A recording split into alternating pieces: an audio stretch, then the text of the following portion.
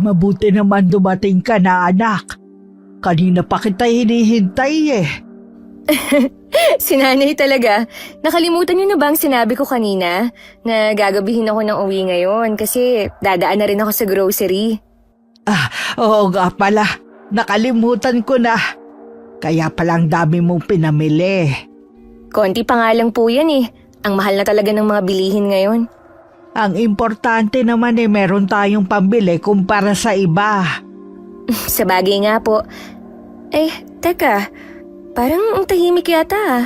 Nasaan po ang mga bata? Huwag niyong sabihin na maaga niyo na naman pinatulog. May pasalubong pa naman ako sa kanila. Umalis silang mag-iina. Saan po sila nagpunta? Anong oras po ba sila umalis? Kaninang hapon pagkagaling sa eskwelahan ng mga bata umalis na sila. Hindi ko alam kung saan pupunta at kung babalik pa May nangyari po ba dito kanina?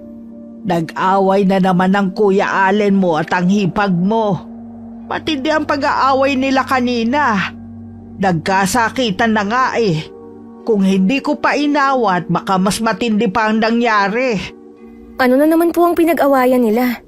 Ayon kay Nika, nahuli daw niyang may babae ang kuya mo. Na naman. Si kuya talaga. Mabuti na nga maghiwalay na silang dalawa. Naaawa man ako sa mga apo ko na hindi buo ang pamilya. Pero mas nakakaawa sila na lagi na lang nilang nasasaksihan ang pag-aaway ng mga magulang nila. Walang dapat sisihin kundi si Kuya Allen. Hindi siya makontento kay Ate Nika Dalawa na ang anak nila nagagawa pa niyang mambabae. Nananawa na nga rin ako sa pangangaral sa kuya mo Suko na talaga ako. Ang tigas ng ulo niya, kahit anong sabihin ko, hindi talaga siya nakikinig. Ano pong sabi ni tatay? Anong sasabihin nun? Di wala. Hindi naman mahilig makisali yun sa away ng mag-asawa Saka, nakaalis na mag-iina nang dumating siya. Kinuwento ko na lang ang nangyari. Sa mga bata siya nag-aalala. Hindi naman po sila pababayaan ni Ate Nika. Kaya lang po, baka hindi na natin makita ang mga pamangkin ko. Hindi naman siguro. Yung nga lang kung gusto natin makita ang mga bata, tayo ang pupunta sa kanya. Nasaan na po pala si Kuya Allen ngayon? Pagkaalis ng mag-iina, umalis rin siya. Malamang iinom na naman kasama ng mga barkada niya. Pambihira talaga si Kuya. Imbis na ayusin ang pamilya pag-inom pa talaga ang inaatupag niya. Kung umasta siya para pa rin buhay binata. Ang mabuti pa kumain ka na para makapagpahinga ka na. Ako na ang bahala dyan sa mga pinamili mo, ha? Ay nako, para tuloy akong nawalan ng ganang kumain. Wala na kasing mangungulit sa akin kada uuwi ako. Ipagdasal na lang natin na sana magkaayos pa silang dalawa. Kahit hindi na magsama sa iisang bubong. Ganun na nga lang po sana. Unfair na po kasi kay Ate Nika kung magbabalikan pa sila hindi naman po nagbabago si Kuya Allen. Ang dami ng luha ang sinayang ng hipag ko dahil sa kanya. Hindi man lang maisip ni Kuya ang mga sakripisyo ng asawa niya. Alam niyo, tingin ko, mabuti na rin na naghiwalay na nga sila ng tuluyan. Sa bagay nga, nakakaawa naman si Nika sa mga ginagawa ng kapatid mo Ay, wag na muna natin ito pag-usapan. Lalo lang kasing bumibigat ang loob ko 9 na taon ng kasal ang kapatid ko at ang hipag ko. May 2 silang anak na babae na 8 at 6 na taong gulang. Si nanay ang nag-aalaga sa kanila at naghahatid sundo sa eskwelahan. Dahil parehong may trabaho ang mag-asawa. Nagbibigay naman si Ate Nika kay nanay bilang pakonsuelo. Wala akong masabi sa kabaitan ng hipag ko na kabaliktaran naman ng kuya ko. 3 araw na ang nakakalipas mula nang umalis ang hipag at mga pamangkin ko sa bahay. Nagkakachat naman kami pero wala siyang nababanggit na plano niya. Pag-uwi ko sa bahay, nadatnan ko ang inay na malungkot. Habang hawak ang cellphone niya, nahipag ko rin ng bumili. Bakit po Biyernes Santo yung mukha niyo? Ay, kausap ko kasi si Nika. Nakikisuyo na kung pwede kong kunin yung card at good moral sa eskwelahan ng mga bata. Ililipat na daw niya kasi ng eskwelahan at isa yun sa kailangan eh. Ha? Saan daw po niya ililipat? Uuwi na raw sila ng probinsya. Di po ba taga Bicol sila? Oo, kaya nga nalulungkot ako eh. Siguradong hindi ko na makikita ang mga apo ko. Ay, wala na talaga siyang balak makipagbalikan kay Kuya Allen. Talagang paninindigan na niya ang pakikipaghiwalay. Desidido na talaga siyang makipaghiwalay eh. At buhayin mag-isa ang mga anak nila. Bahala na raw ang kuya mo kung maaalalang magsustento. Lagi naman kaming magka-chat pero wala naman siyang nababanggit ng mga plano niya. Alam niya kasi napipigilan mo siya. Alam ko po na napuno na rin siya kay Kuya. Wala ako sa lugar para pigilan pa siya. Bukas pupunta ako sa eskwelahan ng dalawa para asikasuhin ang mga ipinapakuha ni Nika. Nalulungkot din ako. Iba pa rin po kasi kapag nakikita at nayayakap sa personal ang mga bata. Sana hindi na lang niya tayo dinamay sa away nila ng kapatid mo. Alam niyang mahal natin ang mga anak nila eh. Hindi naman po siguro yun ang intensyon niya. Kaya lang po, kung dito nga po sila, wala nang titingin sa mga anak niya kapag nasa trabaho siya. Kahit papano sa kanila, nandun ang pamilya niya na pwede niyang makatulong. Sa bagay nga, may punto ka rin. Nay, nandyan na po ba si Kuya Allen? Hindi pa siya dumarating. Palagay ko ay umiiwas din. Hanggang kailan niya gagawin yun? Naku, ang gigigil talaga ako sa kanya. Ilang araw ko na siyang inaabangan eh. Nasa iisang bahay lang kami, hindi pa kami magkita. Paano kayo magkikita kung umiiwas nga siya?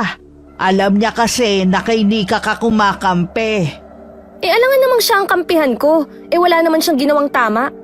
Huwag mong kalilimutan na kuya mo pa rin siya. At mas matanda siya sa iyo. Bigyan mo pa rin siya ng konting respeto, ha? Hindi ko naman po nakakalimutan yun. Pero wala naman po siyang pinagkatandaan eh. Napapailing na lang si Inay. Hindi na rin siya nagsalita pagkatapos. Alam kong nalulungkot siya sa nalalapit na pag-uwi ng mga apo sa probinsya. Tuwing naiisip ko na hindi na namin makakasama ang mga pamangkin ko, lalo lang ako nakakaramdam ng galit sa kapatid ko. Kinabukasan day off ko kaya buong araw lang akong nasa bahay. Sa wakas nagkita rin kami ni Kuya na balak pang umiwas sa akin. Talaga bang wala ka ng balak tumino? Pwede ba huwag kang makialam sa buhay ko, ha? Huwag mo sanang kakalimutan na nasa iisang bubong tayo nakatira at pamilya tayo dito. Kaya makikialam ako hanggat gusto ko. Ano ngayon? Basta huwag kang makialam sa akin. Uuwi na ang mag-iina mo sa probinsya. Posible na hindi na natin sila makita. Wala ka man lang bang gagawin, ha? Si Nika ang kausapin mo at hindi ako. Kung ako lang masusunod, ayokong iuwi niya mga bata sa kanila. Napuno na kasi sa'yo si ate eh. Wala ka na kasing ginawa kundi bigyan siya ng sama ng loob. May mga anak na kayo. Nagagawa mo pang mambabae. Ako rin naman napuno na sa walang katapusan niyang pagbubunga nga. Sana man lang naisip mo ang kapakanan ng mga anak niyo. Pwede ba, Sen? Hindi mo rin naman ako maiintindihan dahil wala ka sa katayuan ko. Ang naiintindihan ko lang, ang paghihirap ni Ate Nika sa'yo. Lahat ng sakripisyo ginawa niya para sa pamilyang binuo niya.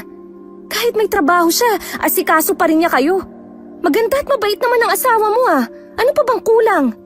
Walang kulang dahil sumobra pa nga siya. Wala na siyang ginawa kundi awayin ako tuwing nalilate ng uwi. Lagi siyang si Duda sa akin. Tama lang naman na pagdudahan ka dahil ilang beses ka na niyang nahuling may ibang babae. Marami lang akong kaibigang babae.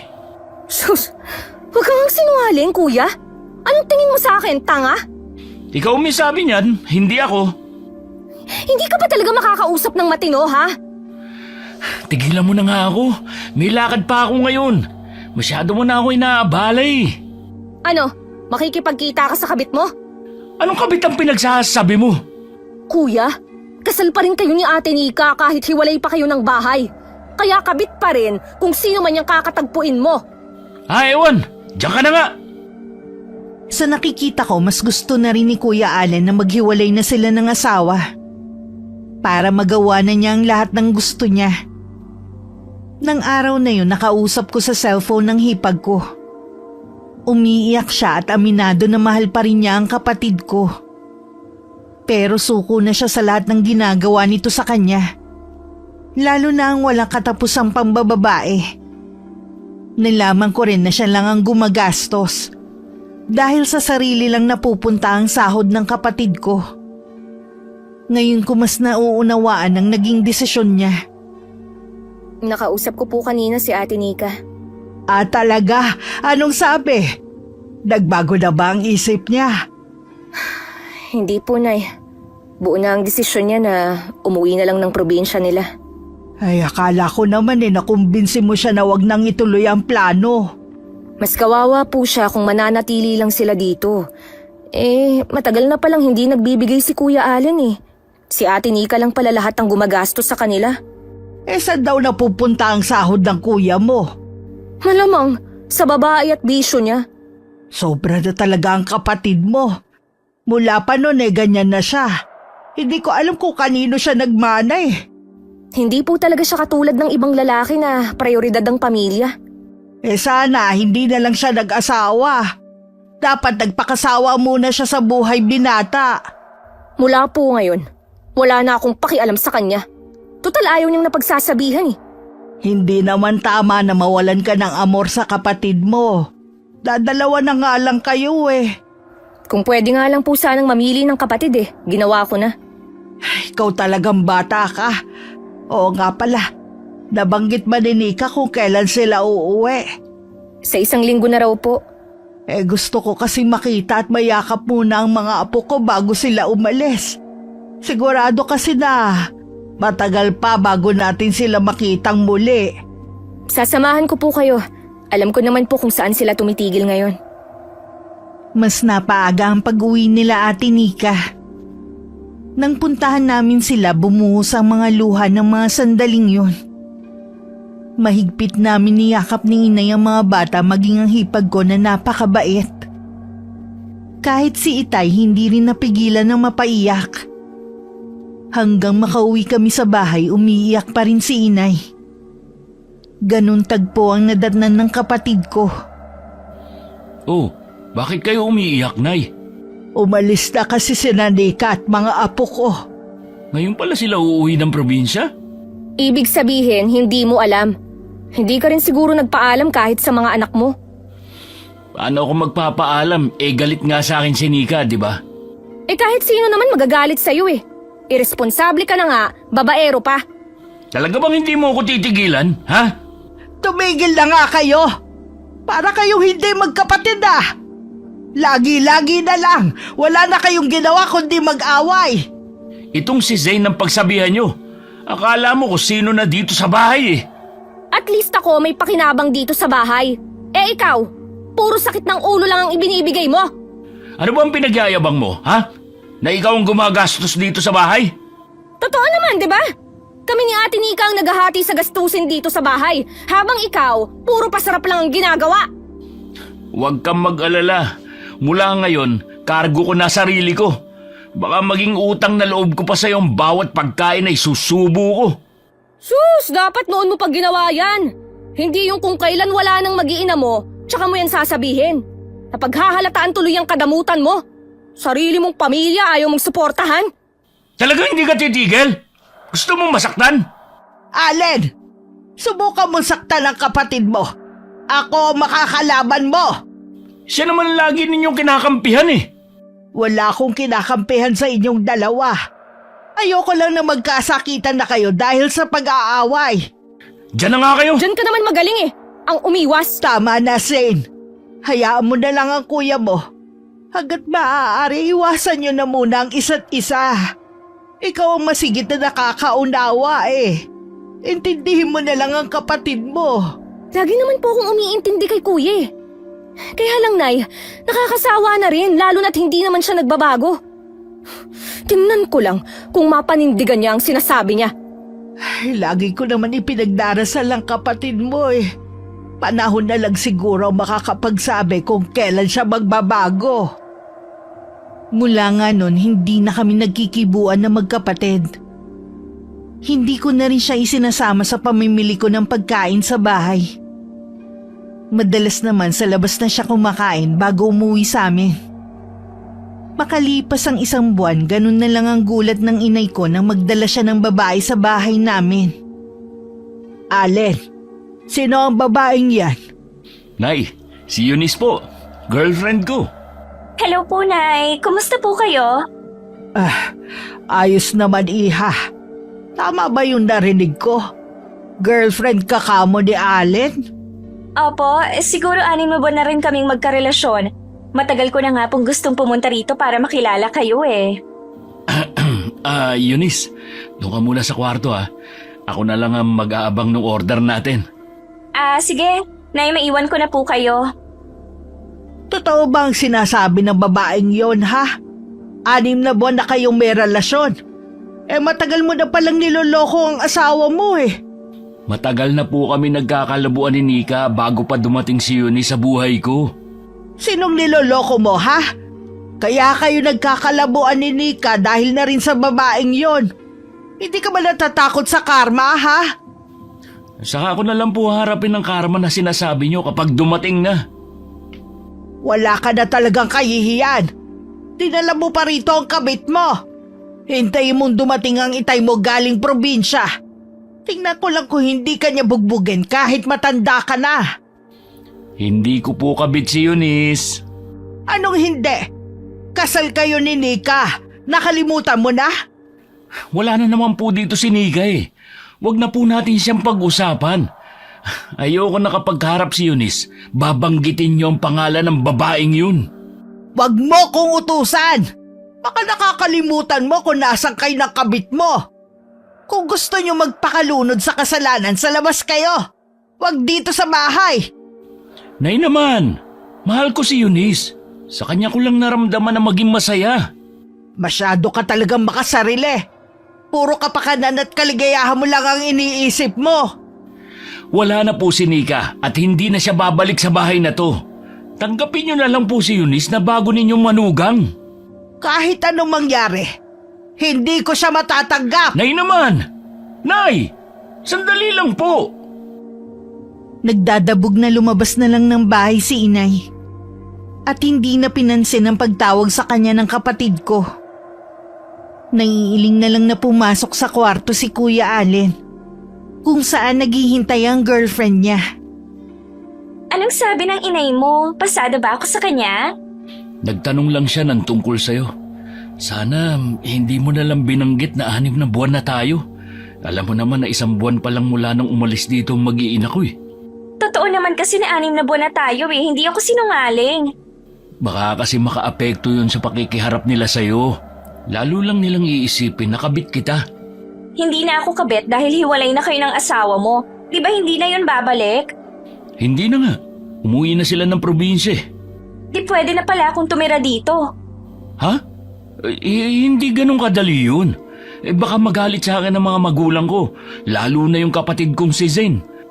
Para pa namang dragon ng babaeng yun. Parang laging bumubuga ng apoy. Grabe ka naman sa kapatid mo. Ganon ba talaga kasama ang ugali niya? Oo, sobra. Buti nagkasundo sila ng dati mong asawa. Paano hindi sila magkakasundo? Pareho sila ng ugali. Hindi mo ba namimiss ang mga anak mo?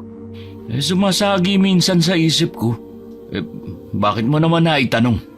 Baka mamaya kasi dahil sa mga anak mo, sa huli piliin mo rin na makipagbalikan sa asawa mo. Malabo na yun. Mabuti nga wala na sila dito sa bahay. Ang kukulit at ang iingay naman ng mga batang yun. Manang-mana sa nanay nila. Grabe ka naman, halatang hindi ka mahilig sa bata. Paano kung tayo naman ang magkaroon ng anak? Gugustuhin mo rin na mawala na lang kami sa buhay mo? Siyempre hindi no. Mahal kita. At kahit ilan pa magiging anak natin, tatanggapin at aalagaan ko sila. Si Nika kasi, hindi ko naman talaga minahal yun. Napilitan lang akong pakasalan siya noon. Kung talagang mahal mo ko, pumayag ka nang dito ako tumira. Sige, pero kakausapin ko muna ang pamilya ko. Sandali may tumatawag sa labas. Baka dumating na yung order natin. Bago ko makauwi ng bahay, tiniyak ni Kuya Allen na nakaalis na ang girlfriend niya. Naabutan ko pa ang kapatid ko sa sala. Pero hindi ko na lang siya pinansin. Tumuloy na ako sa kwarto at itinuloy ang pagtawag sa hipag ko. Mula kasi nang umalis silang mag-iina, hindi pa rin siya tumatawag. Hanggang ng mga oras na yun, hindi ko pa rin siya makontak. Nay, tumawag na po ba sa inyo si Ate Nika? Hindi pa nga eh. Nagtatampo na nga ako. Nangako siya na tatawag sa atin kapag nandun na sila. Pero hanggang ngayon wala pa ring tawag. Namimiss ko na nga ang mga apo ko eh. Gusto ko na marinig ang malalambing nilang boses. Nabanggit po dati ni Ate Nika na malayo daw sila sa bayan. Hindi kaya mahina ang signal sa lugar nila? Maaari din. Pero sana naman gumawa siya ng paraan. Iniisip ko nga baka dahil sa galit niya. Pati tayo gusto na rin niyang tanggalin sa buhay nila. Hindi po maaari, Nay. Kadugo natin ang mga anak niya. Hindi pwede na basta na lang nila tayong kakalimutan. Tsaka, kilala ko si Ate Nika. Hindi niya magagawa ang iniisip niyo. Wala na kasi kung maisip na dahilan para hindi niya tayo kontakin eh. Kaya po lagi ko siyang tinatawagan eh. Baka nga po wala lang signal. Sana naman eh. Walang masamang nangyari sa kanilang mag-iina. Bakit ba kasi kailangan yung mag-aksaya ng panahon sa babaeng yun? Umalis na nga eh. Ibig sabihin, ayaw niya nang mapabilang sa pamilya natin. Pwede ba, Kuya? Hindi ka kasali sa usapan namin ni Nanay. Huwag ka nang makisali dahil wala ka namang magandang sasabihin. Eh kung ayaw mo palang makisali ako sa usapan ninyo, sana hindi kayo dito nag-uusap para hindi ko naririnig. Eh dapat ikaw ang umalis para hindi mo marinig ang pag-uusap namin ng inay. Bastos ka talaga eh, no? Hindi mo na ako ginalang. Baka nakakalimutan mo. Mas matanda ako sa'yo. Hindi ko naman yun nakakalimutan eh. Yun nga lang, kahit mas matanda ka sa akin, nakakalimutan mo kung paano magpakatanda. Hanggang ngayon kasi isip bata ka pa rin eh. Ano sabi mo? Tama na yan! Pareho kayong bastos! Hindi niyo na ako ginalang. Sa harapan ko pa mismo kayo nagtatalo. Ano ba ako sa bahay na to? Tau-tauhan ha? Konti na lang. Bibinggo ka na talaga sa akin, Zane. Katulad ni Ate Nika, matagal na rin akong napuno sa'yo. Kung lagi mo na lang kakampihan ng babaeng yun, punta mo siya sa kanila. Magsama kayo. Kung pwede nga lang nahilingin na siya na lang ang maging kapatid ko kaysa sa'yo eh. Ginawa ko na. Ito ang 2 kutsilyo. Magtig-isa na kayo. Total naman ayaw niyong paawat. Magpatayan na lang kayo. O bakit ayaw niyo tong hawakan? Makaalis na nga. Kahit kailan talaga, walang katahimikan sa bahay na to. Pasensya na po kayo, Nay. Hindi ko na naman napigilan ang sarili ko. Hindi ko na alam ang gagawin ko sa inyong 2. Eh, dapat po siguro, bumukod na lang siya para matuto siya sa buhay. 30 na kasi siya eh. Nakapisan pa rin sa atin. Kayo pa ba nahiwalay na sila ng asawa niya? Hindi na aalis ang kuya mo rito. Sa tingin ko po, hindi rin makakatagal si Kuya na walang babae sa tabi niya. Alangan namang dito niya patirahin. Sa totoo lang eh, meron na nga siyang ipinakilala na bagong girlfriend sa akin. Ha? Kapal talaga niya? 1 buwan pa lang umaalis ang mag-ina niya, nagdala na siya ng babae rito. Sabi ko nga hanggat kasal sila ni Nika, mananatiling kabit ang babaeng yon. 2 buwan din ang lumipas bago namin nakontak si Ate Nika. Binagyo daw ang lugar nila at nawalan ng signal ang cellphone niya. Nakahinga naman kami ng maluwag pagkatapos niyang ipaliwanag ang nangyari. Kahit hindi humihingi ang hipag ko, nagpadala pa rin ako ng pera sa kanya. Ramdam ko sa boses niya ang labis na pasasalamat sa akin. Parang naiiyak pa nga siya. Ay, salamat naman at nasa mabuti silang kalagayan. Eh bakit kaya ang tagal bago niya tayo kinontak? Eh sana natulungan natin sila. Kilala niyo naman po si Ate Nike. Hindi yun basta hihingi ng tulong sa atin. Kahit sana sa mga bata man lang. Masyado rin kasi siyang ma-pride eh. Pinadalhan ko naman po siya, Nay. Kaya wag na kayong mag-alala. Salamat naman kung ganon. Medyo naiibahan nga lang ako sa boses ni Ate Nika. Bakit mo naman nasabi yan? Kasi parang ang lamig ng boses niya eh. Baka ganun lang talaga ang boses niya kapag sa cellphone. Siguro nga po. Si Kuya Allen kaya, kung hihingan nyo magbibigay kaya yun sa mag-iina? Malabo yung sinasabi mo. Nung nandito pa nga mag-iina niya hindi na siya nagbibigay, ngayon pa kaya. Lalo't meron na siyang bago. Bumalik po ba ulit dito yung kabit niya? Oo no, ilang beses din niyang dinala rito. Sayang hindi ko naabutan. Maipamukha man lang sana kung anong klaseng babae siya napapatol sa may asawa. Zane, hayaan mo na lang ang kuya mo sa pakikipagrelasyon niya. Ayoko na lagi na lang kayong nag-aaway. Ayaw niya kasing magtino eh. May karma din ang ginagawa niya kay Nika. Ipaubayan na lang natin sa taas ang lahat. Sige po, Nay. Hindi na po ako makikialam sa kanya. Maiba nga po pala ako. Si tatay po ba wala bang balak umuwi dito sa atin? Aba, nawili naman na siya sa bahay ng kapatid niya. Nakausap ko nga pala nung isang araw. Doon daw muna siya. Tutal naman daw wala na dito ang mga apo. Nalulungkot din ang tatay mo Baka daw magkasakit lang siya rito.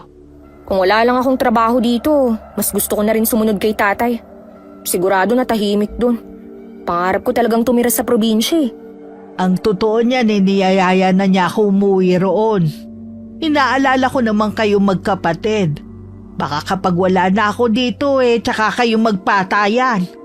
Basta po mag-iipon lang ako at saka natin sundan si Itay. Makakaipon ka naman talaga dahil masinop ka kumpara sa kuya mo. Magbihis nga po pala kayo, Nay. Sa labas tayo kakain. Para po kahit papano hindi kayo malungkot. Pag uwi ko naman malungkot pa rin. Maaalala ko pa rin ang mga apo ko. Kahit panandalian nga lang po, makalimutan niyo siya. O sige, mag-aayos na ako. Minsan pag uwi ko galing trabaho, naabutan ko ang isang matangkad na babae.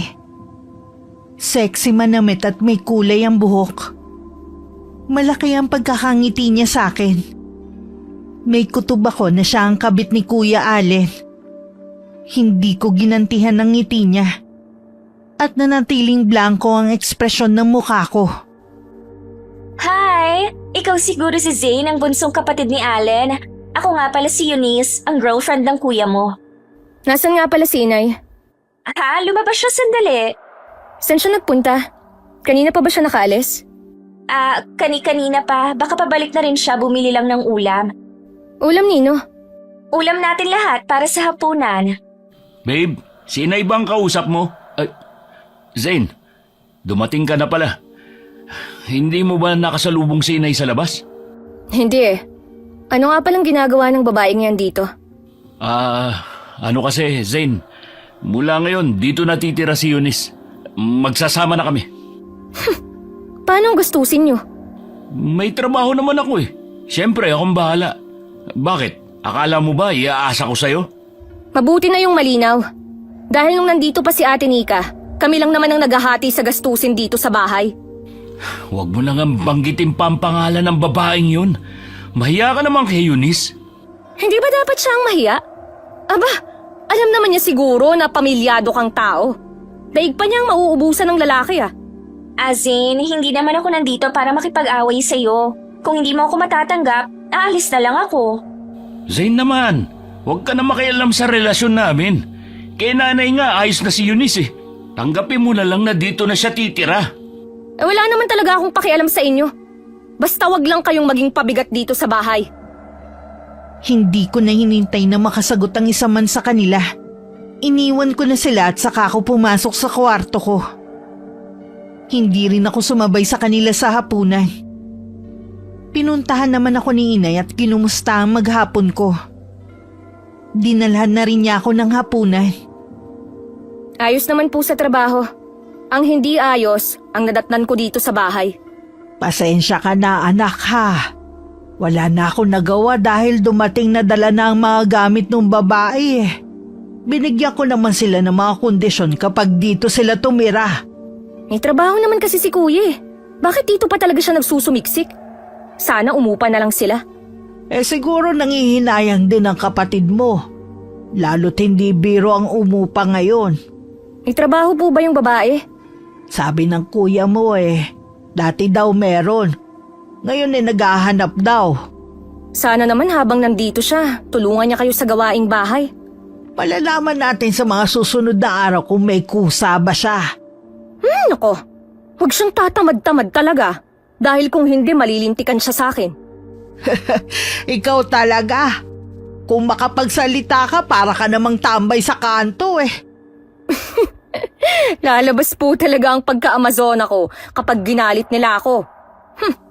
Ang mabuti pa kumain ka na lang. Baka gutom lang yan.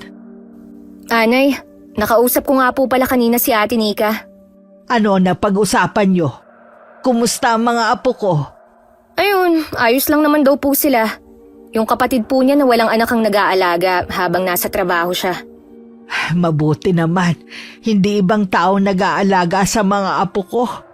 Isa pa yun sa inaalala ko Wala na kasi siyang nanay at ang tatay naman niya nakakulong. Kinukumusta nga po niya si Kuya Allen Tingin ko po mahal pa rin niya si Kuya sa kabila ng mga kalokohang ginawa sa kanya.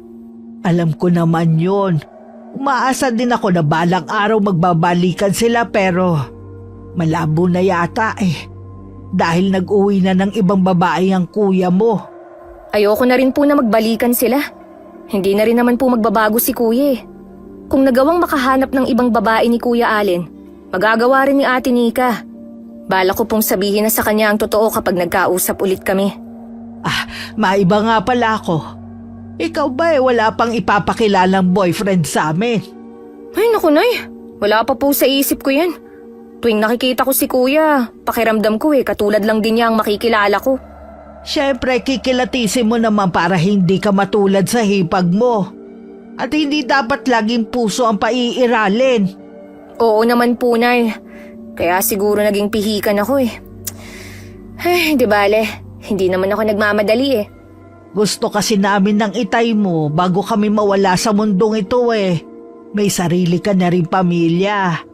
Nag-aalala rin kasi kami na maiiwan ka mag-isa. Buti sana kung maaasahan mo ang kapatid mo. Huwag po kayong mag-alala ng itay. Kaya ko pong pangalagaan ang sarili ko. Alam ko naman, mas malakas ang loob mo kaysa sa kuya mo. Sa ilang araw na pananatili ni Eunice sa bahay namin, ipinakita na niya agad ang tunay niyang kulay. Wala siyang alam gawin kundi ang matulog at kumain. Maghapon lang din siyang nanonood ng TV. Hindi man lang tumulong sa pagluluto, pero laging nauuna sa pagpunta sa hapagkainan. Hinahayaan lang naman ni Kuya Allen ang babae. Ang inay pa ang sinasabihan niya. Hayaan nyo na lang po si Eunice. Wala naman po siyang ginagawang masama sa inyo Kayong magkapatid kahit kailan hindi ko tinuruan na maging pabigat sa ibang tao. Hindi ko rin hinayaang makitira kayo sa ibang bahay na wala man lang ambag. Nagbibigay naman po ako Halos lahat na nga nasahod ko dito sa bahay na pupunta. Sa tingin mo kaya sapat ng ibinibigay mo? Aba sa babaeng yan lang napupunta. Ayoko lang na dumating ang araw na magreklamo na si Zane. Wala siyang karapatang magreklamo dahil bahay ko rin to. Pareho lang kami may karapatan. Bakit kasi ayaw magtrabaho ng babaeng yan Naghahanap naman po siya. Hindi pa nga lang natatawagan. Nung sinika pang nandito kahit kailan hindi umasta katulad ng Eunice na yan. Kahit pagod galing trabaho, tumutulong pa rin sa gawain. Hindi katulad ng babaeng dinala mo rito. Ultimo pinagkainan ako naguhugas. Pagsasabihan ko na lang siya. Sana naman siya na rin maglaban ng mga damit ninyo. Huwag na kamong ihalo sa marurumi naming damit ng kapatid mo. Kilala mo naman na masela ng kapatid mo pagdating sa mga damit niya Oo na po. Puro ka na lang oo. Hindi ka naman kumikilos.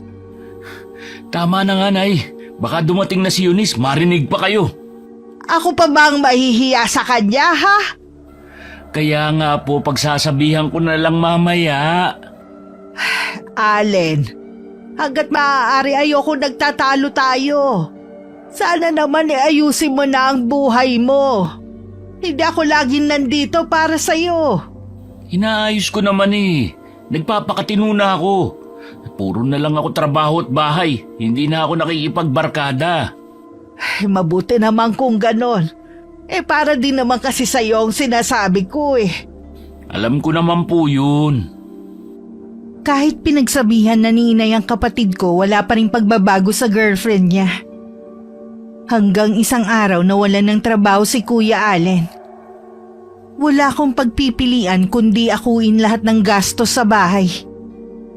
Nangako naman siya kay inay na maghahanap agad. Pero isang buwan nang nakakalipas, wala pa rin siyang trabaho.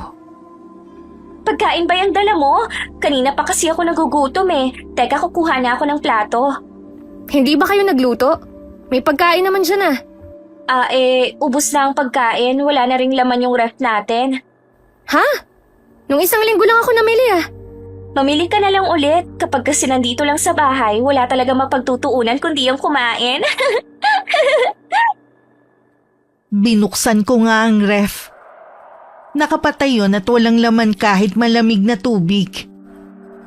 Tiningnan ko rin ang cabinet kung saan namin inilalagay ang grocery.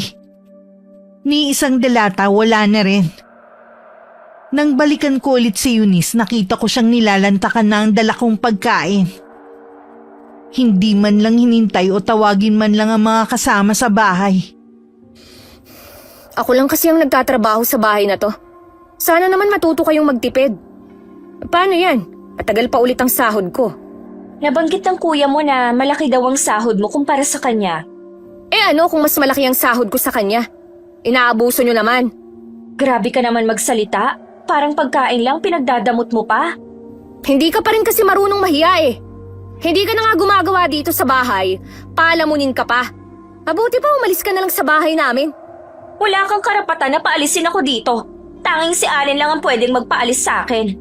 Mabuti pang kayo na lang ang umalis sa bahay na to. Anong kaguluhan to? Dinig na dinig sa labas ang boses niyo ah. Allen, mabuti nandito ka na. Pinapalayas na ako ng kapatid mo. Hoy Zane, anong karapatan mo para paalisin si Eunice dito? May karapatan ako. Lalo't ako ang nagtatrabaho dito. Kayong dalawa parehong pabigat sa akin. Naghahanap naman kami ng trabaho. Sadyang malas lang at hindi kami natatawagan pa. Hindi kaya karma na yan sa inyo? Hindi naman totoong karma eh. Mahirap lang talaga maghanap ng trabaho ngayon. Siguro, dapat yun na rin malaman ang kalagayan ko. Buntis ako. Ano? Wala na nga kayong trabaho? Nagbuntis ka pa talaga? Sino gusto mong bumuhay dyan? Ako? Biyaya to ng Diyos. Baka nga ito pang magdala ng swerte sa bahay na to. Ang lakas naman ng loob mong banggitin ang pangalan ng Diyos. Ikaw kuya, bilisan mo nang maghanap ng trabaho ah. Huwag ka nang manili. Baka ultimo pagpapacheck up sa akin yung pahingin. Pakiramdam ko mas dumoble ang pagod na nararamdaman ko ng mga sandaling yon. Iniwan ko na lang sila at nagkulong ako sa kwarto. Totoo bang buntis ka? Oo, kanina ko lang nakumpirma. Bakit parang hindi ka masaya? Masaya naman, kaya lang maggastos magkaroon ng anak. Hindi ko nga alam kung kailan ako matatawagan ng mga inaplayan ko eh. May trabaho naman ang kapatid mo ah. Pamangkin niya to kaya sigurado na hindi rin niya matitiis. Nakita mo naman kung gaano kamaldita ang kapatid ko. Sana nga maawa siya sa atin.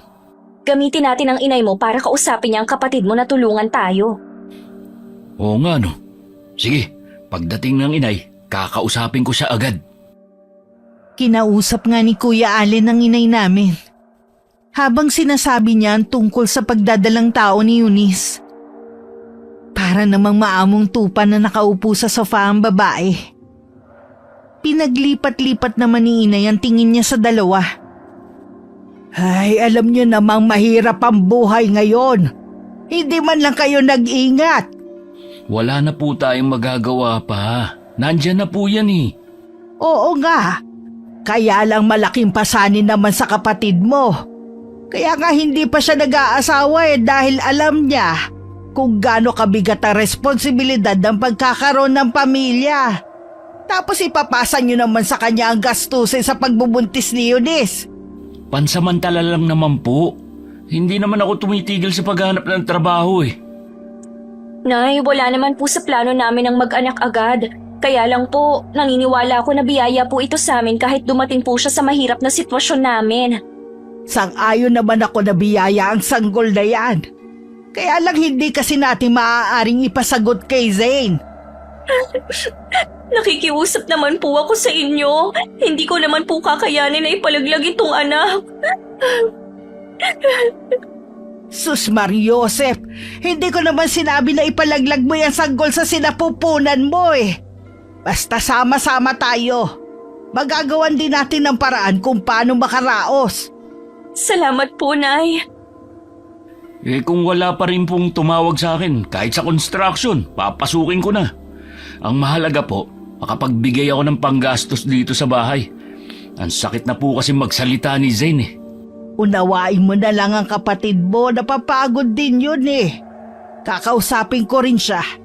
Nag-aalala din po ako na baka lagi niyang awayin si Eunice. Baka makuna naman po siya. Hindi yung gagawin ni Zane. Lalo't alam niyang pamangkin din niya ang magiging anak ninyo. Sana nga, Nay. Pakibantayan niyo na lang si Eunice kapag wala ako dito sa bahay. Oo naman, gaya ng pag-aalaga ko doon kay Nika. Aalagaan ko rin siya. Maraming salamat, Nay. Pasensya na kayo kung pabigat kami, ha. Alam mo naman na hindi kita matitiis eh, kahit madalas na pasaway ka. Nang araw na yun, kahit masama ang pakiramdam ko, pumasok pa rin ako sa trabaho. Pakiramdam ko kasi mas lalo akong magkakasakit kung pipirmi lang ako sa bahay. Pagdating, naabutan ko pang nagtatawanan sina Kuya Allen at Eunice sa sala. Hindi ko na lang sila pinansin. Basta na lang akong pumasok sa loob ng kwarto. Nagbihis lang ako ng pambahay at nahiga na pagkatapos. Ilang sandali pa pumasok si Inay. Handa na ang hapunan, Iha. Oh, bakit nakakumot ka?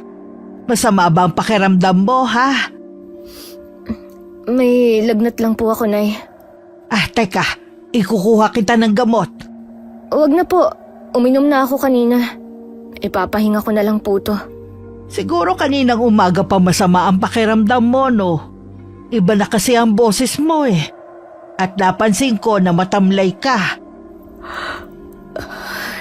Pagising pa lang po kanina, masama ng pakiramdam ko eh. Dapat pala hindi ka muna pumasok sa trabaho. Nagpahinga ka na lang sana dito sa bahay. Naku, Nay. Kaya nga po ako pumasok na lang sa trabaho eh. Baka lalong lumala lang ang sakit ko rito. Kinausap nga ako nung dalawa. Buntis pala si Eunice. Kaya pala napansin ko ang takaw niya eh. At wala nang ginawa kundi matulog. Wala na tayong magagawa kundi tanggapin na lang. Biyaya pa rin yun na may kapal. Wala po akong pakialam na sa kanila. Huwag lang nila sa akin ipapasagot ang gasto sa magiging anak nila. Ako na ang nakikiusap sa'yo, pansamantala lang naman eh. Gumagawa naman ng paraan ng kuya mo para makahanap agad ng trabaho. Wala na nga kasing parehong trabaho eh. Nagdagdag pa ng isang palamuning katulad nila. Zane, huwag ka nga magsalita ng ganyan. Totoo naman po kasi. Nay, ako nga ang lahat ng sumasagot sa gastusin dito. Pati ba naman yun sa akin ni Papa Ako? Naiintindihan ko na pagod ka na. Pero kapatid mo pa rin ang kuya mo. Walang ibang dadamay sa kanya kundi ikaw lang. Bigyan natin siya ng pangalawang pagkakataon na magbago. Ayoko pong mangako. Tutulong lang ako sa abot ng makakaya ko. Alam ko na hindi mo sila matitiis. Mas nangingibabaw pa rin sa'yo ang kabutihan. Huwag niyo na nga po akong bulahin. Nagsasabi lang naman ako ng totoo eh.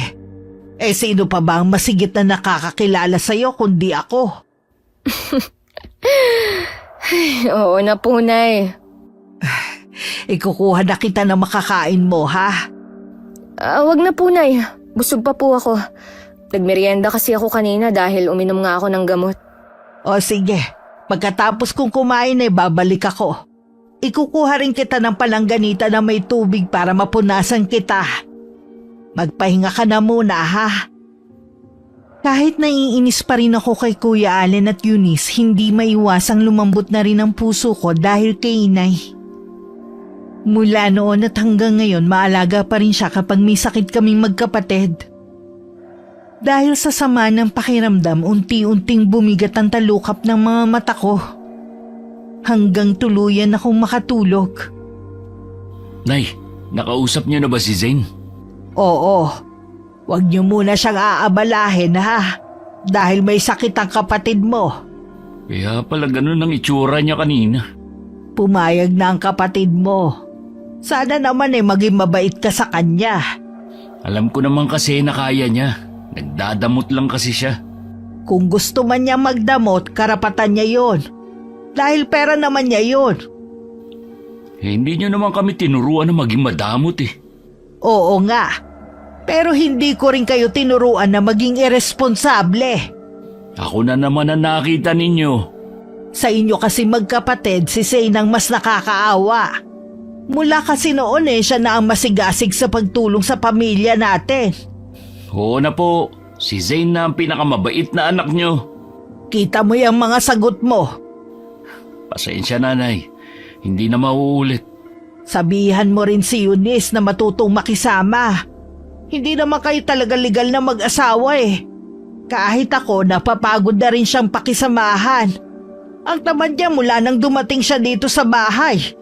Lagi ko naman siya sinasabihan eh. Kaso nga, buntis siya ngayon. Sana pagpasensyahan nyo na lang kung medyo tamad. Ano pa nga ba? Sige na, at pupuntahan ko ang kapatid mo. Doon ako sa kwarto niya matutulog para mabantayan siya. Kinabukasan, minabuti kong magpahinga na muna. Buong maghapon lang ako nagkulong sa kwarto. Nakausap ko rin ang hipag ko. Pinag-usapan namin si Eunice. Sinabi ko na rin kasi na buntis ang babae para hindi na siya umasa. Nagulat ako sa kanyang revelasyon tungkol sa babae. Napasukan pa ako ni inay na tulala habang nakasandal sa higaan ko. Kumusta na ang pakiramdam mo? Ayos na po, Nay. Dinalhan na kita ng merienda. Hindi ka kasi lumalabas ng kwarto mo eh. Ayoko lang pong masira ang araw ko. Umalis kanina ang dalawa hanggang ngayon hindi pa rin bumabalik. Magpapa-check up daw kasi si Eunice. Nakausap ko nga po pala si Ate Nika. Alam niyo po ba na kaibigan niya si Eunice? Ha? Talaga? Ganun ka-traidor ang babaeng yun. Lalo tuloy bumigat ang loob ko sa kanya. Galit na galit nga si Ate Nikki. Lalo't nalaman niya na buntis pa. Pareho silang walang delikadesa. Bagay nga talaga sila ni Kuya na magsama. Ano pang napag-usapan ninyo ni Nika? Gusto niyang magsampa ng kaso. Alam niyong may laban siya dahil kasal sila ni Kuya. May mga ebidensya rin siya na may relasyon na ang dalawa kahit nung nandito pa siya nakatira. Bakit kailangan pa niya maghabol ngayon? Siya naman ang kusang umalis dito sa bahay. Tsaka buntis na si Eunice, baka mapano ang kaibigan niya. Sinabi ko nga po pero parang masama din ang loob niya sa atin. Tinanggap kasi natin ang babaeng yun dito Para na ring lumalabas na kinukonsinti natin si Kuya. Tama rin naman si Nika kaya lang nandito na. Alangan naman na palayasin natin si Eunice dito sa bahay. Naawa nga po ako kay Ate Nikki. Alam kong mahal pa rin niya si Kuya. Kung talagang mahal niya ang kapatid mo, sana hindi siya umalis. Ipinaglaban niya ang karapatan niya bilang asawa. Pinipigilan ko naman siya noon Hindi naman po natin masisisi si Ate Nika. Dahil nakakapuno na rin naman ng mga ginagawa ni Kuya. Alam ko naman at naiintindihan ko siya. Kaya lang wala na siyang magagawa pa. Kahit maghabol siya, hindi na rin makikipagbalikan sa kanya ang kapatid mo. Gusto lang niya siguro makaganti sa ginawa sa kanya. Lalo lang kamong gugulo ang sitwasyon kung gaganti pa siya. Kakausapin ko na lang po siya sa susunod. Paliliwanagan ko na lang po. Nasasaktan pa siya ngayon kaya hindi yun makikinig. Nasa sala ako nung dumating ang dalawa. Nagtatawanan pa sila nang pumasok sa loob ng bahay. Bigla silang sumeryoso na makita ko. Hindi ko na rin naman napigilan na kumprontahin sila. Magaling ka na ba, Zane? Oo. Mabuti naman makakapasok ka na sa trabaho bukas. Kausap ko kanina ang kaibigan mo. Ha? Sinong kaibigan? May nagpunta ba dito kanina habang wala kami? Si Ate Nika ang tinutukoy kong kaibigan mo. Akala mo siguro hindi namin malalaman ng inay, no? Wala na naman kami ni Nika eh. Hindi naman yun ang issue eh. Kundi yung inahas mo ang asawa ng kaibigan mo. Siya naman na may kasalanan kung bakit bumaling sa akin si Allen eh. Marami na siyang naging pagkukulang. Kaya sinamantala mo naman ang pagkakataon. Kahit ano pa ang sabihin mo, kami na ng kuya mo. Wala na siyang magagawa pa. Magkakaanak na rin kami ng kapatid mo. Tingnan natin kung makapagyabang ka pa. Oras na magsampa ng kaso si Ate Nika. Ano? Magsasampa siya ng kaso? Narinig mo naman ang sinabi ko, di ba? Baka naman nananakot ka lang. Nakausap mo ba siya? Lagi kaming nag-uusap ni Ate Nika. Allen, gumawa ka ng paraan. Ayokong makulong. Dapat kasi, bago nyo siya pinagtaksilan, iniisip nyo muna na may masasaktan kayo. Tumigil ka na nga. Alam mo naman na buntis si Eunice eh. Tinatakot mo pa lalo. Kapag may nangyaring masama sa akin, walang dapat sisihin kundi ikaw. Huwag mo akong pinagbabantaan. Baka nakakalimutan mo kung sino ang nagpapakain sa inyo rito. Wala ka nang ginawa kundi manumbat. Hintayin mo na magkaroon ako ng trabaho. Ni piso, wala kang mahihingi sa akin. Hindi ka nga makahanap-hanap ng trabaho dahil kinakarma ka na. Kaya huwag kang mayabang. Hindi ka ba talaga titigil, ha? Baka gusto mong hilahin ko yung dila mo nang matigil na yung katabilan mo. Subukan mo! Tatapusin ko na rin itong pagsuporta ko sa inyo. Hayaan mo na nga siya. Tara na muna sa labas para lumamig ulo mo. Mabuti pa nga. Malapit na akong mapuno sa'yo, Zane, ha? Konting-konti na lang talaga. Kahit naiinis pa rin ako sa dalawa, alang-alang kay inay, nagtitiis akong pakisamahan sila at ibigay ang mga pangangailangan nila. Minsan maaga akong umuwi. Hindi agad napansin ni Eunice na nakatayo ako sa sulok. Nakita kong may dala siyang isang pack ng napkin. Agad ko siyang sinundan sa kwarto nila at naabutan ko pang magpapalit sana. Kitang-kita naman ang pamumutla sa mukha niya.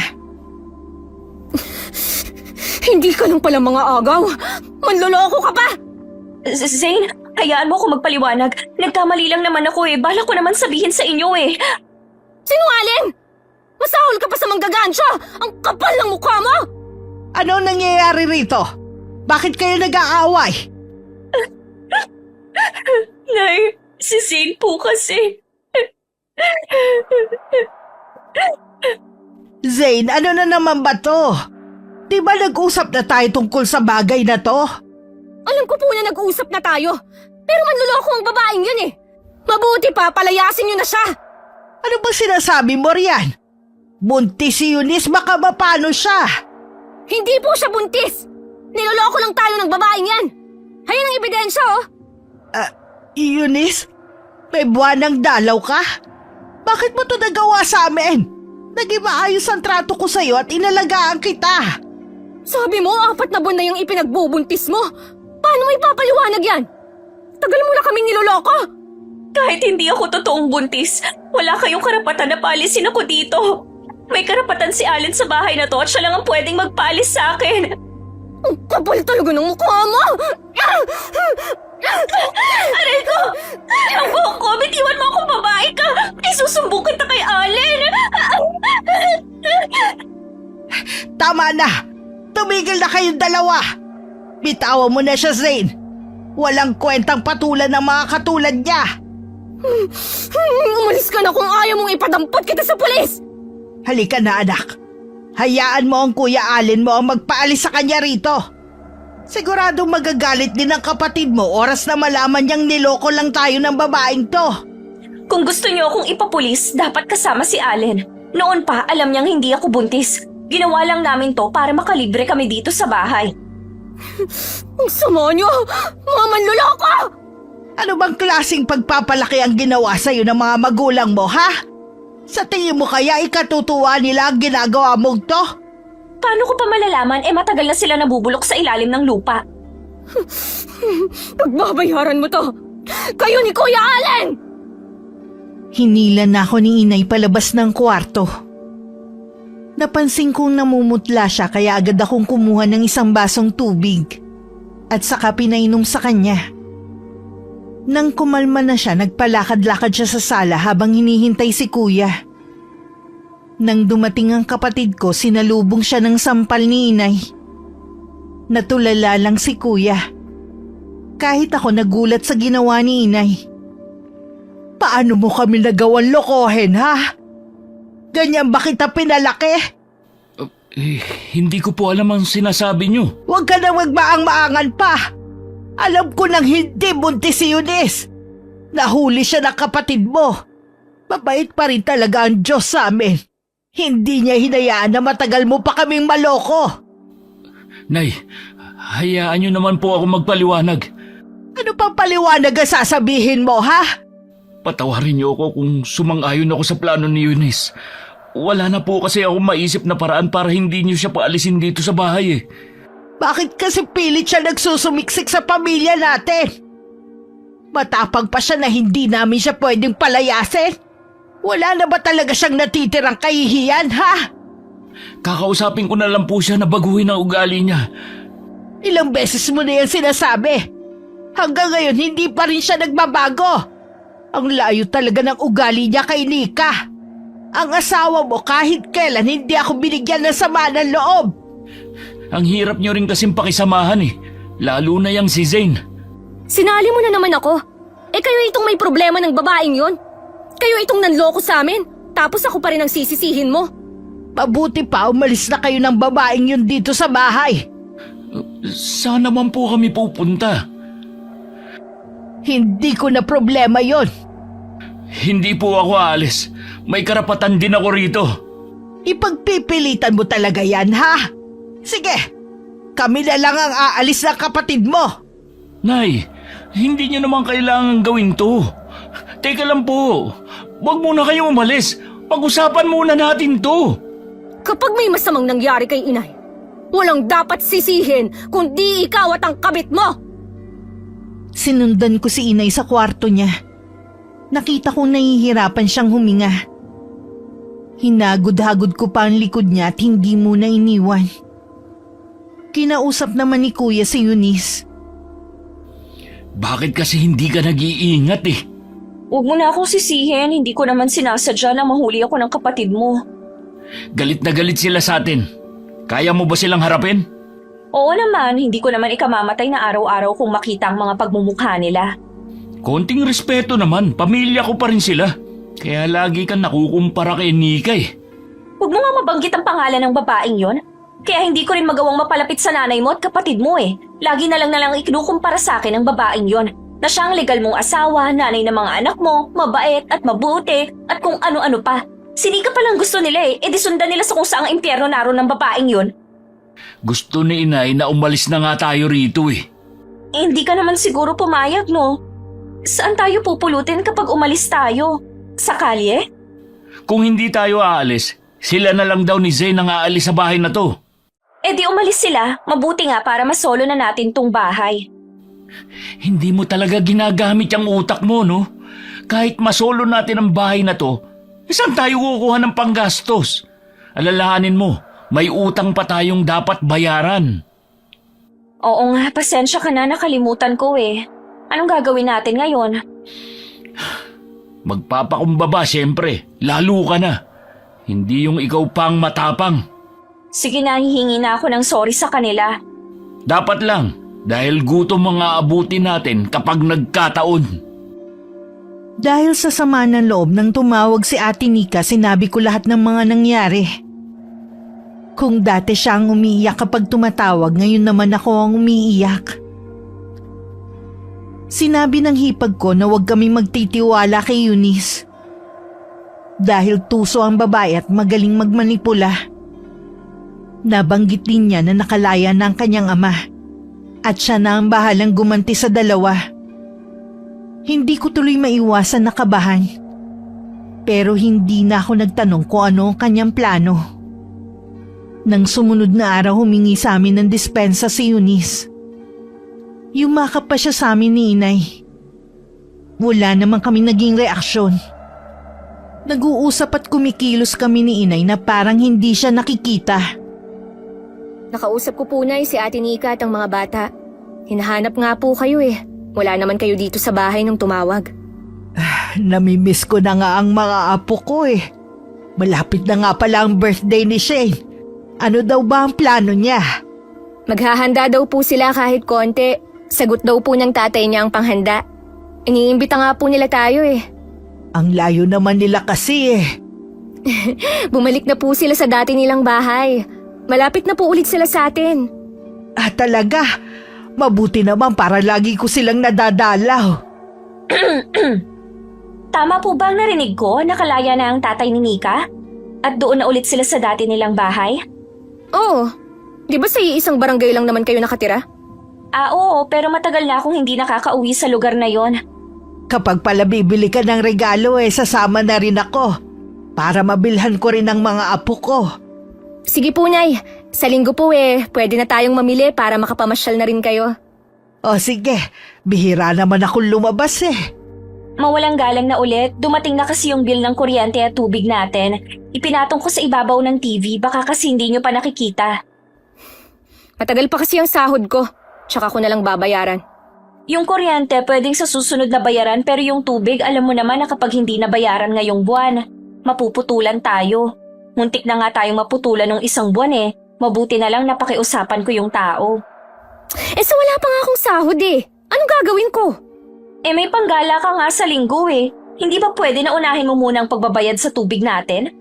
Total naman, atat kang bayaran. Di bayaran mo na muna. Ha? Wala naman ako maibabayad. Alam mo naman na wala akong trabaho. Yun naman pala Kaya wag mo akong madaliin. Nagmamalasakit lang naman ako Ayoko na mahirapan kayo. Iha, huwag ka na lang makialam sa bayarin dito sa bahay. Iwasan nyo na magtalo ng anak ko. Pasensya na po, Nay. Ito na nga muna ako sa kwarto, Nay. Magpapahinga na muna ako. Bigla kasing uminit ang ulo ko Pasensya na, Zane ha. Nasira ko pa yata araw mo. Ikaw naman kasi sinabihan na kita na wag na lang papansinin si Zane. Para kasing nananadya kang galitin ng anak ko Hindi naman po yun ang intensyon ko Wag mo na lang sanang uulitin ha. Mabait ako pero hindi ang anak ko. Halata naman po sa kanya. Alam ni Inay na kinakapos na rin ako sa pera. Maliban kasi sa gastusin sa bahay, nagpapadala rin ako kay tatay sa probinsya. Kahit naman nandito siya, ako lahat ang sumasagot ng mga kailangan nila. Dasal ko lang na sana malampasan namin ang mga pagsubok sa amin ni Inay. Nandito na ako. Anong ulam natin? Wala pa Meron dyan, sinaing pa lang. Hindi pa ba nakakapagluto si Inay ng ulam? Kanina pa siya umalis, ang sabi lang may pupuntahan. Hanggang ngayon wala pa rin kahit si Zane hindi pa dumarating. Palagay ko magkasama silang dalawa. Baka nga magkasama sila. Mauna na tayong kumain. Magbukas ka na lang dyan ng delata. Patawa ka, wala nga laman ng cabinet niyo Baka pwedeng umutang muna tayo sa may tindahan. Sinubukan ko ng mangutang, nagalit pa sa akin ang may-ari. Kay Zane daw natin inililista, hindi naman daw alam ng kapatid mo. Siguro sinabihan sila ng kapatid mo. Pambihira naman yang si Zane. Parang walang pakialam Heto pa, hindi pa niya binabayaran ang bill ng tubig natin pero balak nilang gumala ng nanay mo sa linggo. Sasabihan ko na lang mamaya pagdating. Hindi pwedeng ginagawa niya sa atin. Parang hindi siya pamilya. Hindi rin maganda kung sumagot. Kahit maayos naman ako nakikipag-usap sa kanya. Napupuno na rin ako nagtitimpi lang talaga ako. Humanda siya sa akin kapag nagkatrabaho ako. Lahat ng trato niya ibabalik ko sa kanya. Konting tiis na lang. Makakahanap rin ako ng trabaho. Ang tagal mo nang sinasabi yan, hanggang ngayon wala ka pa rin nahahanap. Baka nga totoong sinasabi ng kapatid mo. Karma na yan sa'yo. Isa ka pa Nagpapaniwala ka naman sa karma. Hindi totoo yun. Teka, lalabas muna ako. Susubukan ko manghiram kahit 50 sa mga tropa ko rito. Bakit ka umiiyak? Naaawa lang kasi ako sa kalagayan natin Kasalanan ito ng kapatid mo. Tahan na. Kaya nga pagsasabihan ko siya hindi pwede ang ginagawa niya sa atin para tayong laging namamalimos Kung pwede ko nga lang sungalingalin ang huso niya, ginawa ko na eh. Makakaganti ka rin sa kanya balang araw. Ginabi na kami ni inay sa pag-uwi. Tinawagan ko kasi siya kanina. At sinabing samahan ako sa isang despedida ng kaibigan na kilala rin niya. Pagdating namin, nasa sala ang dalawa at hindi maipinta ang mga muka. Hindi ko nilang sila pinansin at tumuloy na ako sa kwarto. Bakit ngayon lang kayo? Para kayong walang kasama sa bahay Hoy! Huwag mo kong gamitan ng ganyan tono, ha? Hindi na naman kayo mga batang musmos para samahan dito. Oo nga po, pero kanina pa kami nagugutom. Wala man lang kayong iniwan na pambili ng ulam? Pati ba naman uulamin ninyo, hindi pa kayo makadiskarte? Sinubukan ko naman po pero wala kami makuhanan. Kahit sa tindahan ayaw na kaming bigyan. Paano pati bisyo nyo ang kapatid mo ang nagbabayad? Mahiya naman kayo. Bakit kasi hindi kayo maghanap ng trabaho para hindi kayo maging palamunin dito? Wala akong pakialam kung palamunin man kami dito. Obligasyon nyo kami dahil dito kami nakatira. Bastos! Kailan ka pa natutong sigawan ako, ha? Dahil ba sa babaeng yan? Kaya lalong nag-iba ang ugali mo? Sumusobra na kayo Dahil ba wala akong trabaho kaya ganyan niyo ako tratuhin? Kahit naman nung may trabaho ka. Hindi ka nagbibigay pero wala kang naririnig sa amin ng itay mo. Ngayon na wala kang trabaho, nagmamataas ka pa rin? Imbis na magpakumbaba? Ayaw niyo naman kasi kami intindihin Alam niyo naman ang sitwasyon namin. Sinusunod niyo kasi yung si Zane. Wala na nga kaming ginawa ng kapatid mo kundi ang intindihin kayo. Pagod na ako sa pagbibigay ng pang-unawa sa inyo. Bahala na kayo sa buhay nyo. Buisit talaga! Mula sa kwarto ko, dinig ko ang pagtatalo ni inay at kuya. Lalabas na sana ako nang bumukas ang pinto at pumasok si inay. May luha pang nangingilid sa mga mata niya. Ayos lang po kayo, Nay. Susundin ko na lang ang payo mo na sundan ko na lang ang itay mo sa probinsya. Hindi ko na talaga kayang ugali ng kapatid mo. Baka akala nilang dami kong pera. Hindi kasi nila alam na nauubos lang sa ipinapagawa kong bahay sa atin. Mabuti na rin na hindi natin binanggit sa kapatid mo ang bagay na yon. Sigurado na po ba kayo na gusto nyo nang umuwi sa atin? Oo anak, pero bago ko umuwi gusto ko nakalipat ka ng titirhan mo. May nakita naman na po ako. Akala ko nga lang kasama ko kayo ron. Kailangan na rin ako ng itay mo Pareho na kami matanda at gusto lang namin tahimik na buhay. Nagpapasalamat nga ako sa iyo dahil tinupad mo ang pangarap namin na magkaroon ng bahay sa probinsya. Alam nyo naman po na kayo ang prioridad ko. Wala akong hindi gagawin para sa inyo ng itay. Baka sakaling matuto din ang kapatid mo kapag wala na tayo rito. Oo nga po. Umpisahan na po natin ang pagliligpit para maihatid ko na kayo. Kahit sa terminal lang iha, ayos lang sa akin. Konti lang naman ang dadalhin ko Inabot pa ng 2 araw bago ang araw ng pag-alis ni inay. Dahil hinintay ko pa ang day off ko. Pagkahatid ko sa kanya, tutuloy naman ako sa bago kong titirhan. Wala nun si Kuya Allen. Nasa sala nun si Eunice nang inilalabas namin ng mga gamit. Saan kayo pupunta? Uuwi na si inay sa probinsya. Tapos na kasi ang ipinapagawa kong bahay doon para magkasama na rin sila ng itay. Ikaw na ang bahala kay Allen ha, iha. Alam po ba ni Allen na aalis na kayo? Hindi kailangan magpaalam ni inay. Dahil nga sa kanya kaya lalayo na lang si inay Baka kapag nagtagal pa siya rito magkasakit lang siya. Mabuti na rin na nagpaalam kayo. Teka, tatawagan ko lang siya. Hindi ka ba talaga nakakaintindi? Hindi na nga kailangan. Pasensya na. Sasama ka ba hanggang probinsya, Zane? Hanggang terminal ko lang ihahatid ang inay. Bakit parang ang daming dalahin ng inay? Kaya ba niyang bitbitin ang mga yan pa uwi? Yung iba dadalhin ko muna sa apartment na uupahan ko. Ano? Uupa ka na? Hindi ko rin naman kasi kayang tumira dito na kasama kayo. Kaya lang, Zane, paano naman kami ng kuya mo? Matuto kayong magbanat ng buto. Huwag puro asa na lang kayo sa akin. Kapal ng mga mukha nito. Sige na, Nay. Mauna na kayo sa labas. Baka nandun na yung service. Zane, nakikiusap naman ako sa'yo. Maawa ka sa amin. Kahit hintayin mo lang na makahanap kami ng trabaho. Ilang buwan na kayong naghahanap ng trabaho. Hanggang ngayon wala pa rin. Tingin ko, hindi naman kayo nagpupursige na maghanap eh. Lalo ka na. Tinaon niyo pa talaga na wala si Allen. Alam mo na hindi niya kayo papayagan na umalis. Kahit nandito siya, hindi rin naman niya kami mapipigilan. Pwede bang malaman kung saan ka lilipat? Eunice, pakiusap lang. Gusto kong mamuhay ng tahimik. Kaya wag mo nang alamin kung saan. Nakita ko ang labis na pag-aalala sa mukha ni Eunice. Pero wala na akong pakialam pa. Kung katulad lang sana siya ni Ate Nika na marunong makisama, baka matanggap ko pa siya. Kaso wala rin siyang ipinagkaiba kay Kuya Allen. Sana lang magbago na sila ngayong wala na kami sa bahay na yun. Bakit hindi mo pinigilan? Pinigilan ko naman kaya lang desidido na silang umalis. Hindi naman tayo pwedeng sumunod kay inay. Siguradong malilintikan ako kay itay. Wala na tayong masasandalan pa. Kailangan na talaga natin maghanap ng trabaho o kahit anong pagkakakitaan. Isa pa yan sa problema natin.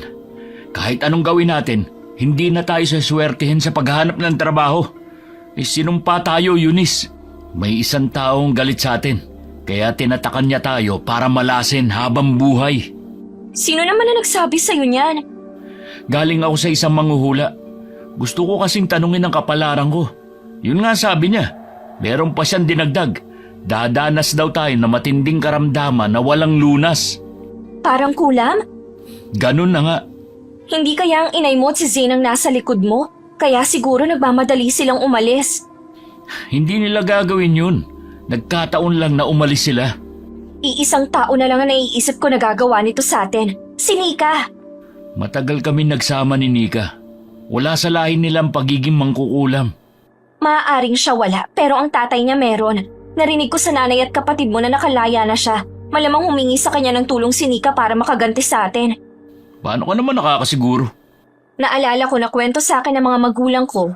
Marami na daw nakulam ang tatay niya. Kaya nga gano'n na lang sila pakisamahan ng mga magulang ko nung nabubuhay pa sila. Baka naman nagkakamali ka lang. Sana nga.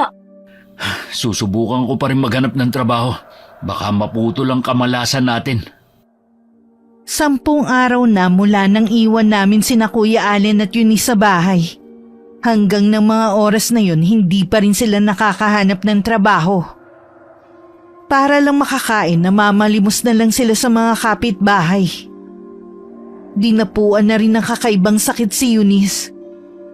Tuwing sasapit kasi ang gabi, lumalaki ang tiyan niya. Na para siyang nakalunok ng malaking pakwan. Si Kuya Allen naman nagkasakit sa balat na may masangsang na amoy. Sumama pa naman ako sa'yo dahil akala ko ay magiging maganda ang buhay ko sa piling mo. Huwag mo na nga ako sisihin. Hindi ko namang ginusto nangyayari sa atin eh.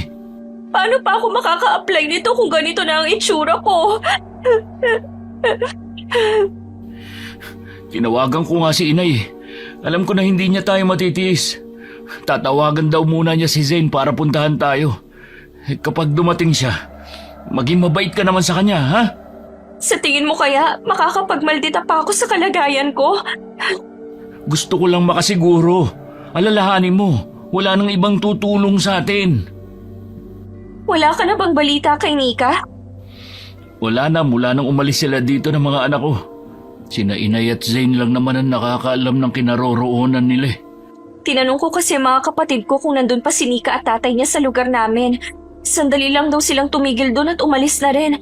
Malakas talaga ang kutob ko na may kinalaman ng tatay niya sa nangyayari sa atin. Baka matulungan tayo ni Zane kapag pumunta siya rito. May kumakatok, baka si Zane na yan. Baka nga. Sandali, titignan ko. Nang pihitin ko ang seradura, hindi naman yun nakalak. Kaya binuksan ko na.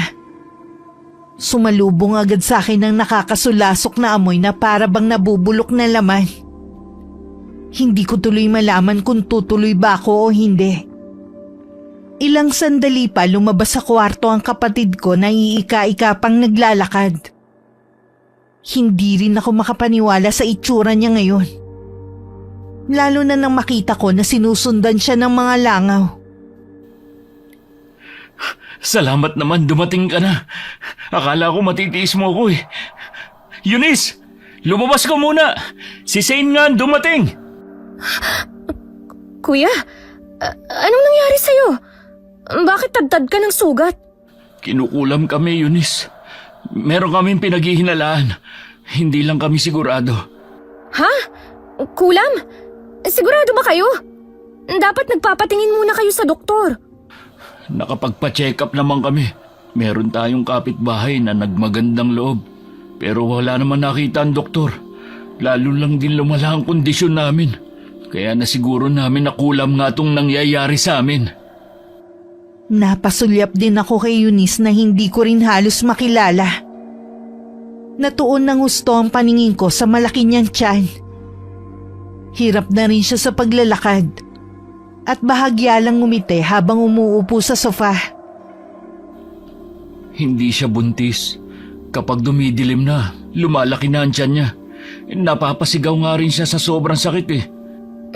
Baka bukas pa kasi makaluwas dito ang inay eh. Ako na munang mag-aasikaso ng mga kailangan nyo. Salamat, Zane, sa pagdalaw ha. Magtatanong ako sa mga kakilala ko kung meron silang alam na mahusay na albularyo. Nabanggit kasi ni Kuya na kinukulam kayo. May palagay ako na si Nika nagpapakulam sa amin. Gusto niya kaming gantihan. Wala ka namang katibayan. Hindi tama na pagbintangan mo siya. Maniwala ka sa akin, siyang may kagagawa nito. Mangkukulam ang tatay niya. Hindi na lang ako sumagot para hindi na lang humaba ang usapan. Pinapasok ko na lang muna sila sa kwarto para mabawasan ang amoy sa sala. Mas nananaig ngayon ang awa ko sa kanila. Kaya ginawa ko ang lahat para gumaan ang pakiramdam nila. Kinabukasan dumating na rin si Inay. Kahit siya muntik nang mahimatay nang makita ang kalagayan ng dalawa. Kinukulam daw po sila. At posible daw na si Ate Nika ang may kagagawan. Posible nga na kinukulam sila. Nasa kanilang palatandaan eh. Sinubukan mo na bang tawagan si Nika? Hindi niya po sinasagot eh. Nag-chat na lang po ako sa kanya. Bigla ko ring naalala, Nay. Yung sinabi niya na siya na lang daw ang bahalang gumanti. Hindi ko naman kasi yun pinagtuunan ng pansin. Matindi ang galit sa kanila ng taong gumawa nito. Gusto talaga silang magdusa. Nagpapahanap na po ako ng albularyo para matingnan sina Kuya. Hindi perpekto ang kapatid mo. Mas lamang din ang mga masasama niyang ginagawa.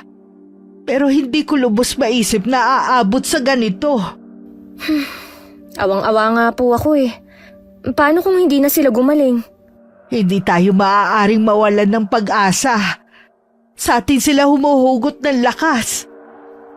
Ipagluto mo muna sila ha. Kakausapin ko lang ulit ang kuya mo. Sige po, Nay. Sabay pa kami natigilan ni Inay. Nang marinig namin ang malakas na sigaw ni Kuya Allen at sinundan ng pagtangis. Agad kaming pumasok sa kwarto nila. At nakita naming yakap ni Kuya si Eunice na hindi na gumagalaw. Nay, Zane, wala na si Eunice. Ano? Sigurado ka? Kanina kausap ko pa lang siya eh. Kagabi pa siya nangihina. Sinasabi niya na sinusundo na siya ng mga magulang niya. Kaya alam daw niya na mamamatay na siya. Hingi ako ng tulong sa kapitbahay. Diyos ko, wala na nga talaga si Eunice. Sabi ko sa kanya kayanin niya dahil kasama naman niya ako pero sumuko na siya. Hindi niya na nakayanan. Sumalangit nawa ang kaluluwa niya. Hindi ka man lang nabigyan ng isa pang pagkakataon na magbago. Alam kong ako na ang susunod. Huwag mong sabihin yan. Gumagawa na kami ng paraan ng kapatid mo. Nay, patawarin niyo ako. Alam kong wala akong kwentang anak. Hindi anak, ang gusto ko lang ay magbago ka. Huwag niyo po akong iiwan, Nay. Natatakot po ako. Nandito lang kami ng kapatid mo. Hindi ka namin pababayaan. Mahigpit pang niyakap ni inay si Kuya Allen habang walang tigil sa pag-iyak. Sa tulong ng mga kapitbahay na dala sa morgue ang katawan ni Eunice. Mula nun lagi na lang nakatingin sa kawalan si Kuya. Makalipas ang 3 araw, hinatid na sa huling hantungan si Eunice. Muling bumuhos ang mga luha ni Kuya ng araw na yun. Sabi ng tiyong mo may alam daw silang mahusay na albularyo. Pero kailangan iuwi ng probinsya ang kuya mo. Kami na lang ng tatay mo ang bahalang mag-uwi sa kanya. Alam ko kasing hindi mo basta maiiwan ang trabaho mo. Papayag po kaya si kuya na umuwi? Tingin ko po kasi tuluyan na siyang nawalan ng ganang mabuhay. Kukumbinsihin ko siya na mas makakabuti sa kanya sa probinsya. Doon makakapagbagong buhay siya. Sana po gumaling na siya sa lalong madaling panahon. Nakausap mo na ba si Ate Nika mo? Opo, Nay. Kinumpirma niya po na tatay nga niya ang kumulam kay na kuya. Hindi ba niya mapapatawad ang kapatid mo? Gustuhin man daw niya na magpatawad tatay pa rin daw niya ang magpapasya. Akala ko kilala ko na si Nika. Hindi ko akalain na may lihim ang kanyang pagkatao. Tinapos ko na po ang ugnayan ko sa kanya. Mahal ko ang mga pamangkin ko pero mahirap po kasing tanggapin na siya ang dahilan kung bakit miserable si kuya. Ipapaubaya ko na lang sa Panginoon kung makikita pa natin ang 2 bata. Hindi ako mawawalan ng pag-asa na makikita at mayayakap ko pa rin ang mga apo ko pagdating ng araw. Nung una ayaw sumama ni Kuya Allen na umuwi ng probinsya. Makalipas nga ang ilang araw, nakumbinsi rin siya ng mga magulang namin. Sabi ng albularyo, masyadong mabagsik ang kulam na ibinigay sa kapatid ko. Tanging puputol sa sumpa ay ang mismong kamatayan ng taong kumulam sa kanya. Sa paglipas ng mga panahon, nanatili na lang sa amin si Kuya Allen. 40 na siya nang bigla na lang nawala ang karamdaman niya. Noon namin napagtanto ni inay na maaaring patay na ang tatay ni Ate Nika. Parang dun muli nagumpisa ang buhay ni Kuya. Walang araw sa buhay niya ang ipinagpasalamat niya. Dahil nabigyan pa siya ng pangalawang pagkakataon na mamuhay ng normal. Wakas,